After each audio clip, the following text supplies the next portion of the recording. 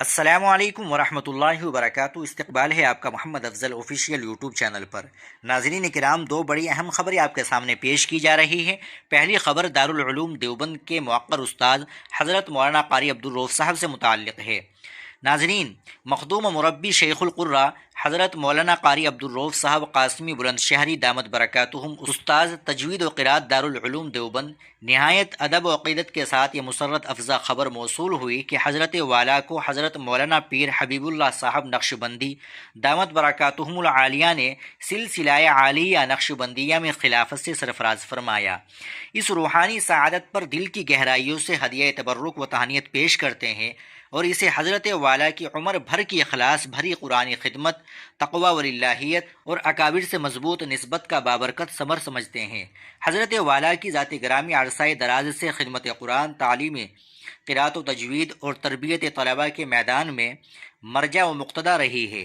اب یہ خلافت یقیناً اسی نورانی سلسلے کی توثیق بھی ہے اور امت کے لیے مزید فیضان و رہنمائی کا دروازہ بھی۔ بارگاہ رب العزت میں دست بدعا ہے کہ اللہ تعالیٰ اس خلافت کو حضرت والا کے لیے باعث مزید رفعت و قبولیت بنائے، صحت و عافیت کے ساتھ طویل عمر عطا فرمائے اور آپ کے فیوز و برکات سے امت کو مسلسل مستفید فرماتا رہے۔ ناظرین کرام، دوسری بڑی اہم خبر یہ ہے کہ سپریم کورٹ کے رد عمل سے عدالت کی ساکھ متاثر ہوگی۔ جمعیت علماء ہند ہائی کورٹ سے رجوع کرنے کے لیے پرعزم مولانا محمود اسعد مدنی۔ ناظرین کرام، دوسری اہم خبر یہ ہے کہ سپریم کورٹ کے رد عمل سے عدالت کی ساکھ متاثر ہوگی۔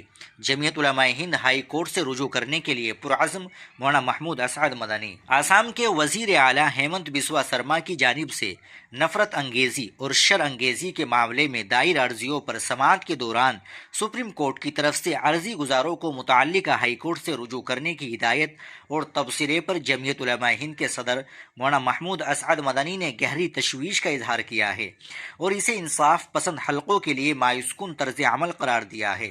مولانا مدنی نے کہا کہ دستور ہند کی دفعہ 32 کو ڈاکٹر بی آر امبیڈکر نے آئین کا دل اور روح قرار دیا تھا، کیونکہ یہ شہریوں کو اپنے بنیادی حقوق کے تحفظ کے لیے براہ راست سپریم کورٹ سے رجوع کا حق دیتا ہے۔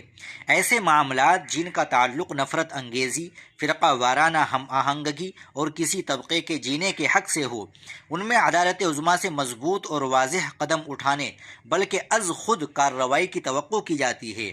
مولانا مدنی نے کہا کہ جب ملک کے ایک وزیر اعلیٰ کے ذریعے نفرت انگیزی کے معاملے میں براہ راست سپریم کورٹ سے رجوع کیا جائے اور جواباً اسے انتخابی سیاست سے جوڑ کر کمزور نوعیت کا معاملہ بتایا جائے، تو عوام کے ذہن میں سوال پیدا ہونا فطری ہے کہ کیا ہمارا عدالتی نظام حکومت کے سامنے گھٹنے تو نہیں ٹیک رہا ہے؟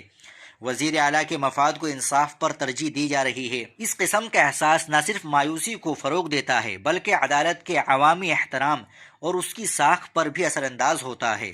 مولانا مدنی نے مزید کہا کہ جمعیت علماء ہند عدلیہ کے ادارہ جاتی احترام پر یقین رکھتی ہے، لیکن ساتھ ہی یہ بھی سمجھتی ہے کہ نفرت انگیز تقاریر اور فرقہ وارانہ اشتعال انگیزی کے معاملات میں غیر معمولی سنجیدگی، غیر جانبداری اور تیز رفتار انصاف ناگزیر ہے۔ بالخصوص جب معاملہ کسی ریاست کے وزیر اعلیٰ سے متعلق ہو تو اسے براہ راست سپریم کورٹ میں سنا جانا چاہیے، تاکہ ملک کے وقار اور آئینی بالادستی کو چیلنج کرنے والوں کو واضح پیغام مل سکے۔ مولانا مدنی نے اعلان کیا کہ جمعیت علماء ہند ہائی کورٹ سے بھی رجوع کرے گی، تاکہ امن و انصاف پر یقین رکھنے والی اکثریت کو مایوسی نہ ہو اور ملک میں انصاف و مساوات کا نظام مضبوط اور مستحکم رہے۔ ناظرین کرام، آپ ان دونوں اہم خبروں کے تعلق سے کیا کہیں گے کمنٹ باکس میں ضرور بتائیے گا۔ ویڈیو کو لائک اور شیئر بھی ضرور کر دیجیے گا۔ السلام علیکم ورحمۃ اللہ وبرکاتہ۔